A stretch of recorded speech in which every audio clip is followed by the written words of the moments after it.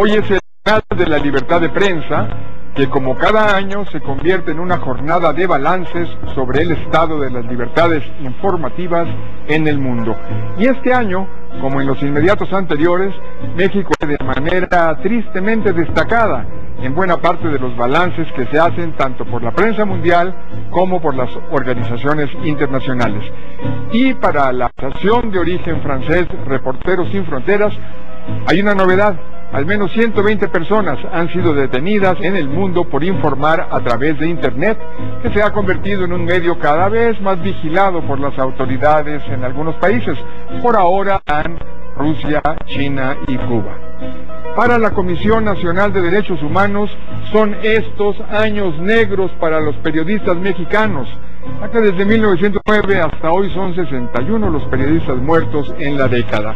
Según Reporteros Sin Fronteras, en América Latina, la prensa tiene predadores bien definidos, distribuidos en distintos países.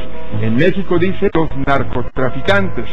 Pero Reporteros Sin Fronteras señaló también a la policía y al ejército mexicanos como amenazas crecientes para los periodistas, por los que estos podrían estar muy pronto en una nueva lista de predadores de la prensa.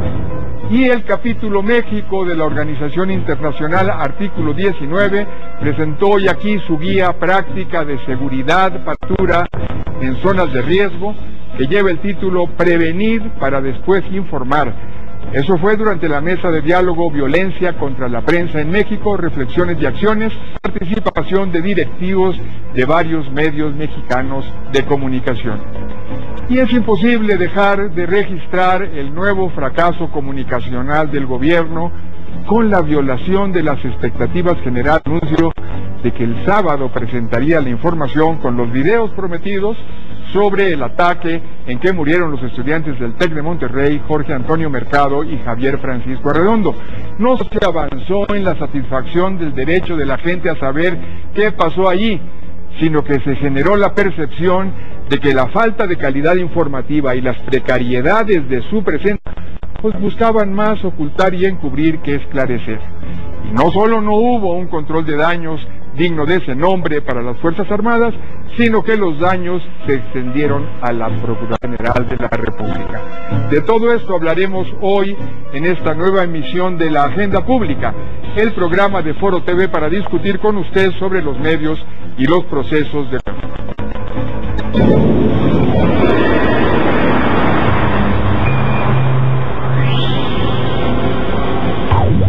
Estamos en vivo en la pantalla, en las direcciones de Twitter y del Facebook, para que aporte sus ideas a este espacio de discusión de los medios y los procesos de comunicación. Recuerde, los medios proponen los temas a discusión, pero ustedes disponen de qué debatir. Para analizar los temas de hoy, están con nosotros nuestra compañera de Agenda Pública, la maestra Gaby Barkentin, y el director de México de la Organización Internacional Artículo 19, Darío Ramírez Salazar. Hola Gaby. Hola Darío. Hola Pepe. ¿Cómo Hola están Darío, ustedes? buenas noches. Bueno, pues que va del año, han muerto en el mundo 9 periodistas, llevamos apenas 4 meses, de los cuales 4 periodistas muertos corresponden a México. Y para el portavoz del Comité para la Protección de los Periodistas de Nueva York, Carlos Dauría, el caso mexicano es cada día más alarmante. México es un descalabro, afirma. No he visto nada igual en mi vida. El clima de Azura es brutal. No tiene ninguna comparación ni siquiera con los peores años de Colombia. Hay una fuerza corruptora tremenda, asegura este vocero de este neoyorquino Comité para la Protección de Periodistas o Committee to Protect Journalists. ¿Cómo ven estos balances tan atroces? Bueno, pues antes que nada también buenas noches y bueno, nos da muchísimo gusto que nos acompañe Darío, porque hoy de manera muy particular en una mesa que fue hoy en la mañana, donde hubo un debate entre algunos directivos de medios, o un diálogo más que debate entre algunos directivos de medios aquí en México, y en general el trabajo que viene haciendo Artículo 19. Pepe, yo creo que pone sobre la mesa algo que hoy revisamos, porque hoy es el Día Internacional de la Libertad de Prensa, ¿no? Básicamente por eso es también que tenemos el tema de la mesa. Tenemos los balances, ¿verdad? Exactamente, hay un mensaje de la UNESCO, donde, bueno, pues ya se han dicho algunas cosas, un mensaje general, pero que lo refuerza. Pero yo creo, y por eso Darío seguramente nos pone elementos al respecto, yo creo muy importante tratar de entender mejor cuando hablamos de las amenazas o los ataques a la libertad de prensa, a la libertad de expresión en nuestro país, ¿de qué estamos hablando? Porque estamos hablando sin duda de los poderes fácticos, lo que tiene que ver, lo vinculado al crimen organizado y las afectaciones que eso tiene, pero también estamos viendo cómo las propias autoridades de pronto afectan el desempeño de la libertad de prensa, la libertad de expresión, los propios medios, el tema de la censura, la autocensura. Entonces, sin duda las cifras son alarmantes, pero yo creo, Darío, que seguramente nos puedes decir un poquito más dónde estamos parados hoy, 3 de mayo de 2010. Bueno, muchas gracias por la invitación. Es un placer compartirlo con ustedes. Creo que este 3 de mayo, definitivamente mi pesar es que no hay nada que celebrar. Los números que tiene México como país en donde se ejerce la libertad de prensa, no hay paralelo en el mundo. Es decir, una híbrida democracia como la que en ninguna otra parte del mundo se da este fenómeno de agresiones tan arteras, tan constantes y además en aumento hacia la prensa. Me parece que hay que tocar dos temas fundamentales. Primero es quién está agrediendo a la prensa y cómo le está agrediendo, porque cada vez es más complejo analizar o dilucidar quién es el autor. Y ahí yo creo que hay que tomarlo en cuenta y hay que analizar también, y eso lo digo con toda honestidad, las cifras de Reporteros Sin Fronteras y a quién señala con ese dedo desde París. Porque aquí en México lo que vemos es que las agresiones son mucho más complejas. Nosotros detectamos un vínculo entre la labor periodística, pero una línea de investigación sobre corrupción en el 90% de los casos. Es decir, cuando los periodistas están ejerciendo una línea de investigación, un acto de corrupción entre alguna autoridad, sea policíaca, sea política, sea judicial, y alguna connivencia entre autoridades y criminales. Ahí es cuando el nivel de vulnerabilidad de los periodistas en México crece. Es el ejemplo típico que ponen de Armando Rodríguez, este joven que matan frente a su hija en Ciudad Juárez, ¿no? Que aparentemente andaba investigando precisamente eso, las ligas de las autoridades con los propios actos, procesos criminales. Sí, porque lo que tú señalas, que señala Reporteros Sin Frontera, se va derecho o directo sobre los cárteles, incluso menciona algunos personajes muy específicos, como si solo de ahí viniesen las agresiones, y lo que estamos viendo, pues es que es, como bien señalas, mucho más complejo, ¿no?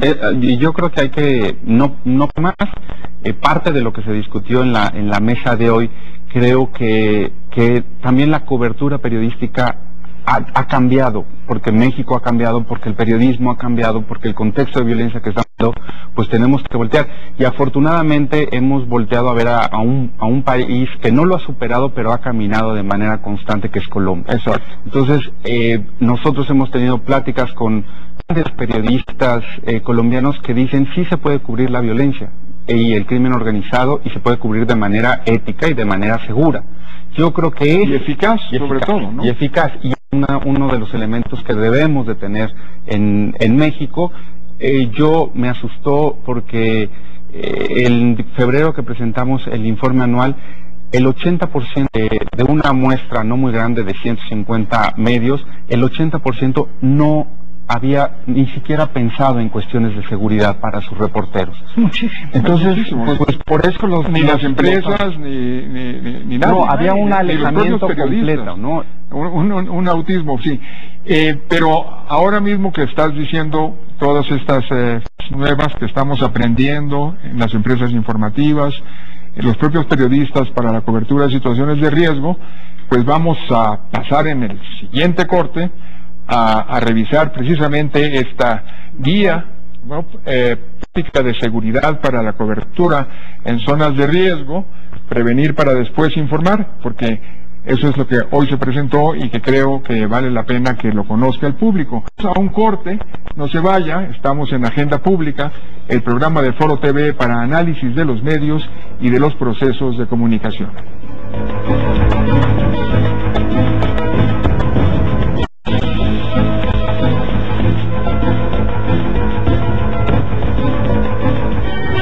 Estás viendo Agenda.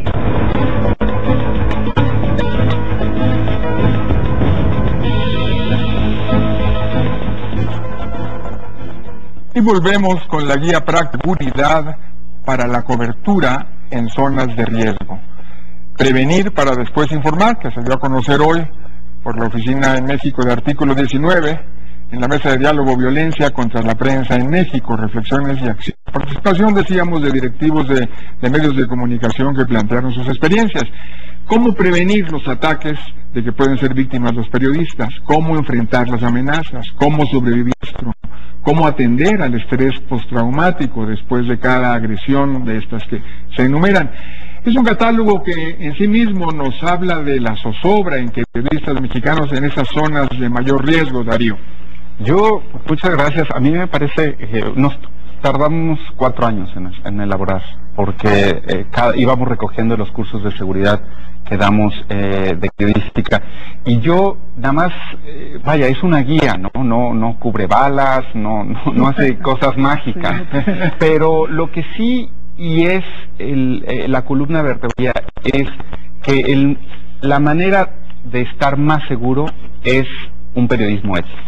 No hay mejor remedio que trabajar con las fuentes de manera ética, ser un periodista que trate la información de manera ética, responsable. Eso para nosotros es lo fundamental en la guía. Si eso lo haces, nosotros damos otros para mantenerse en seguridad, pero muchos de los casos, desafortunadamente, de agresiones y de asesinatos a periodistas es porque los periodistas trataban mal a las fuentes, por ejemplo. Es decir, les hablaban una fuente de policíaco, pues como cuate, y claro, cuando sacas la información después de tratarlo como cuate, pues entonces se sienten traicionados. Claro, y entonces creaste un lazo, una cercanía, un lazo que turbio, digamos. Exacto, que como la ética periodística pues no te puede dar. No hay amigos, no hay amigos. Fuentes y los periodistas se engañan los que piensan que así es. Y hay mucho de esto sobre todo en la primera parte, ¿no? La primera parte de esta guía,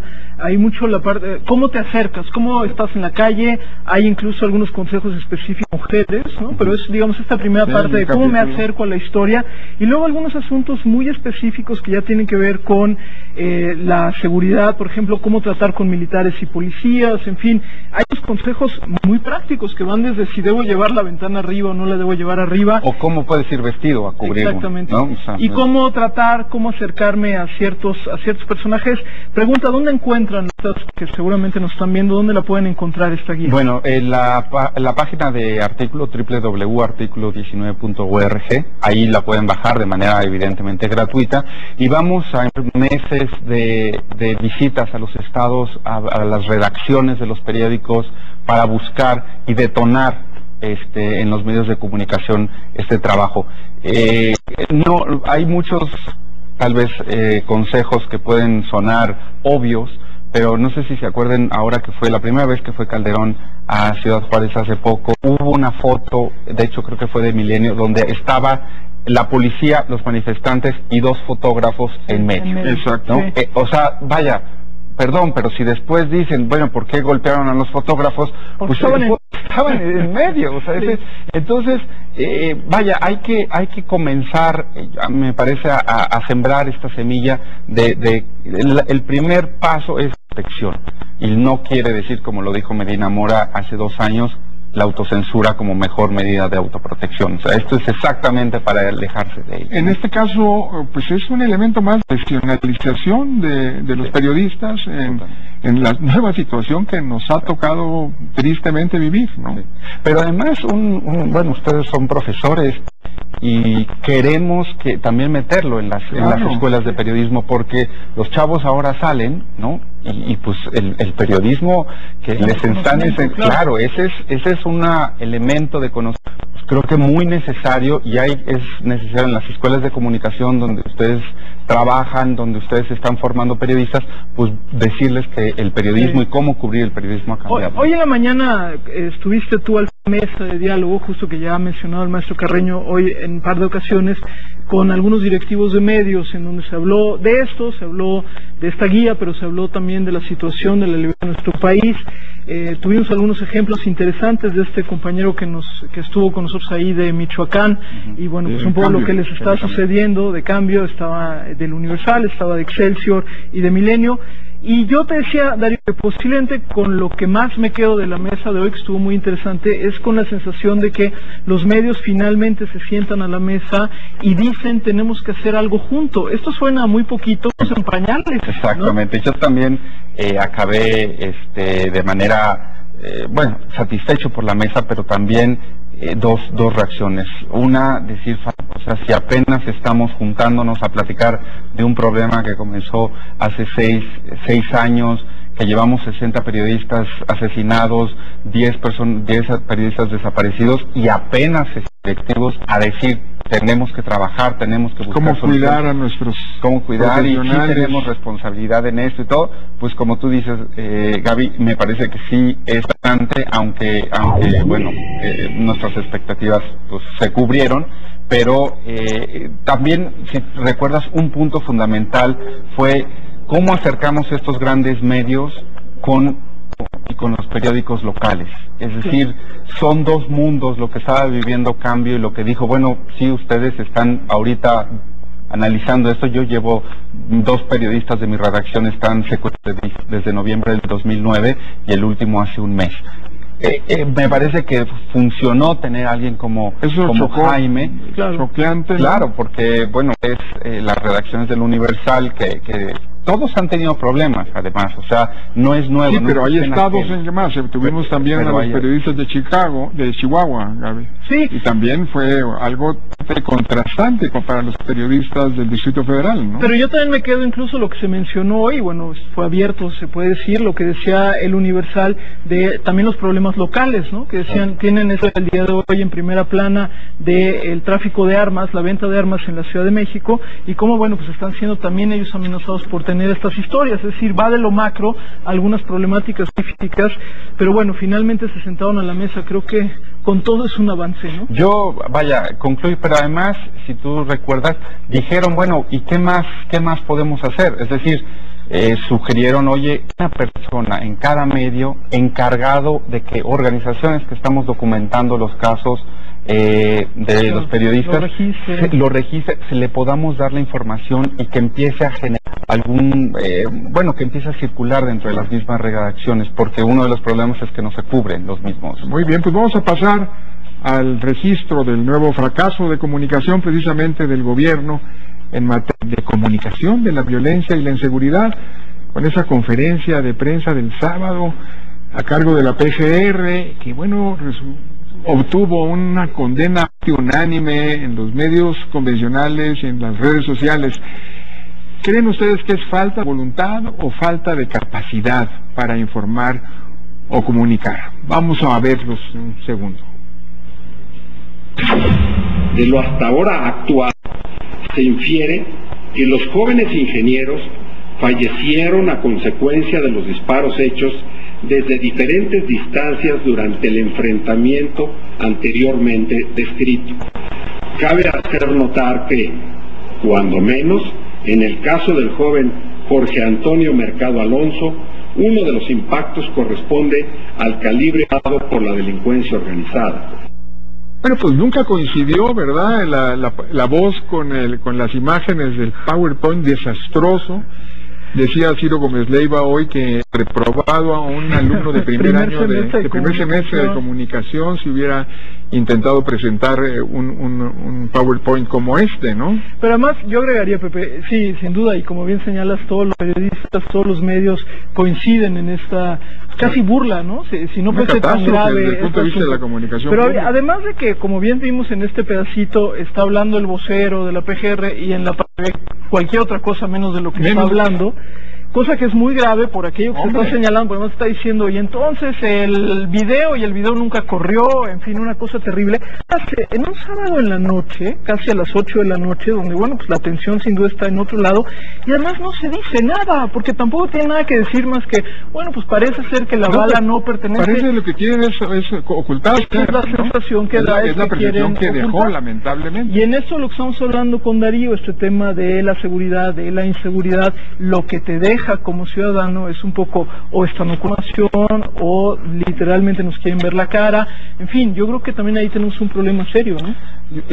Uno de los puntos que nosotros hemos también analizado es la estrategia de cómo o la falta de, pero además por eso luego las quejas del presidente de la República, es decir, es que siempre están cargadas y siempre son en contra. Bueno, pues sin información los periódicos tienen que hacer la investigación, tienen que sacar, y luego ahí está la nota que evidentemente no gusta. Y uno de los, yo hablando que estuve el subsecretario de Nueve Medios hoy en la conferencia, y me decía, pues sí tenemos un gran problema de comunicación, porque desde esa estrategia García Luna de poner a los presuntos como si estuvieran en un hasta que no dan información, entonces sales de aquí diciendo, bueno, y las fallas tan elementales, porque también se publicó que este vocero, Ricardo Nájera, que no ha sido vocero en general, tuvo una época muy buena que le dio mucho dinamismo a la información, parece que se enteró, conoció este material cuando llegó. Casi minutos antes, una hora antes quizás. Sí. Es decir, lo más contraindicado para un vocero, entregarle un producto sin haber participado en su elaboración. Pero además en una situación tan delicada como esta, Pepe, en todas, pero en una situación como esta, donde lo que tienes que hacer es transmitir seguridad, donde tienes que transmitir certeza de que sí se investigó, de que ahí está el video.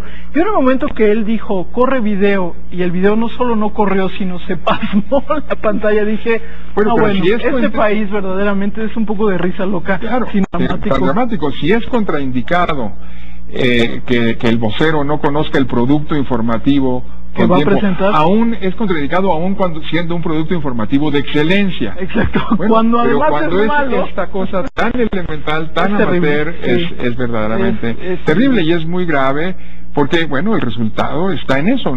Por un lado están el voluntarismo del discurso presidencial, de las autoridades, de los funcionarios, pidiendo un tratamiento más equilibrado, más balanceado de la información sobre la violencia y la inseguridad, y por otro lado ahí está absoluta incapacidad, que falta de voluntad para informar. Darío, yo te preguntaría ya, como en recta final, hoy que es el Día de la Libertad de Prensa, de Expresión, ¿qué sigue para adelante para México? Sabemos el diagnóstico, son las cosas fatales, pero ¿cuáles crees tú que son los pasos, digamos, prioritarios que hay que dar? Bueno, primero yo creo que sí debe de cambiar el chip dentro de los periodistas, que México ya cambió, y que el que ejerza un periodismo a la antigüita, por llamarle de alguna manera, se va a ver en serios problemas. Segundo, creo que tiene que haber una respuesta positiva por parte de los medios de comunicación, y saber que tienen una obligación moral, laboral, de todo tipo, para cubrir y proteger y capacitar de una manera más, de una manera profesional en términos de cobertura.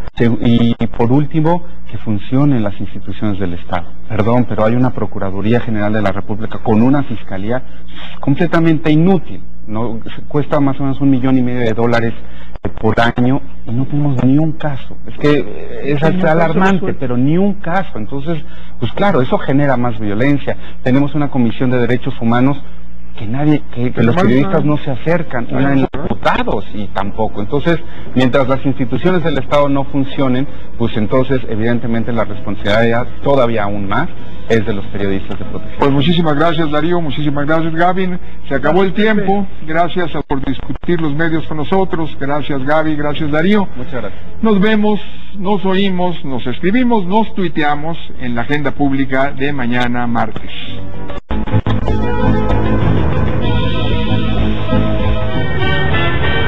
A continuación, el